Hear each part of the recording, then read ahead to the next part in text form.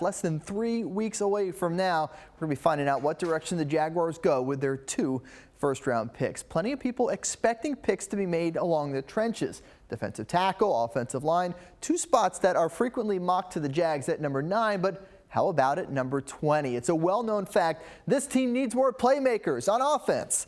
A year ago, DJ Chark had his breakout and earned a spot in the Pro Bowl. And Leonard Fournette was able to eclipse the 1,000-yard rushing mark. But even with those standouts, the team was only able to muster 6 wins. Head coach Doug Marrone met with the media for the first time since the start of free agency, and it was clear finding additional help on that offensive side of the ball is a big priority for this team. I mean, we're always trying to find more, weapons, whether it be on the outside, whether it be in the backfield, whether it be at the tight end position, whether it's someone that's going to push the offensive line.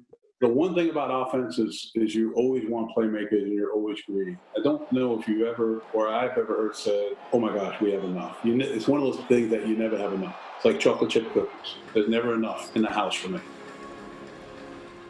A few notes from that session with Coach Marrone. He likened it to the college days with the lack of visits and having to rely on film while evaluating these draft prospects. Marrone did not seem worried about the lack of a veteran QB on the roster at this point, nothing the coaching presence of Jay Gruden and Ben McAdoo can't do. Those are guys they'll have to lean on. And with all the uncertainty surrounding the league calendar, Coach Marrone just wants his staff to be ready so when they finally do get that call and back to football, the Jags will not be caught off guard. More Jags talk in a second, but first a former Jaguar fresh off an appearance at the Super Bowl. Now moving back to the AFC South, defensive tackle Sheldon Day spent the last 2.5 seasons with San Francisco, but is now Indianapolis bound, where he will join the Colts on a 1-year deal worth under $2 million. Day was born and raised in Indy. He's excited to head home. It was really big in my household, and just being an opportunity to go put on the horseshoe and play for the hometown team, something special. So looking forward to it. It's going to be exciting times, and hopefully we can bring a Super Bowl to Indy. Day joins former teammate DeForest Buckner along with Phillip Rivers and Xavier Rhodes as new additions to the Colts.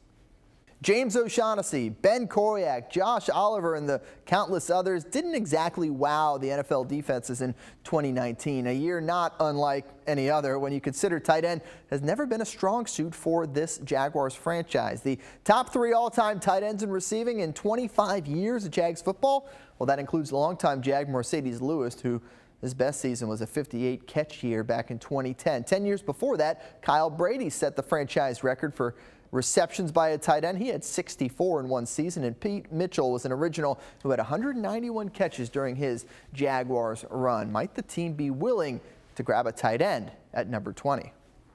The Jacksonville Jaguars select in trouble to the back of the end zone. Caught by Kmet for the touchdown.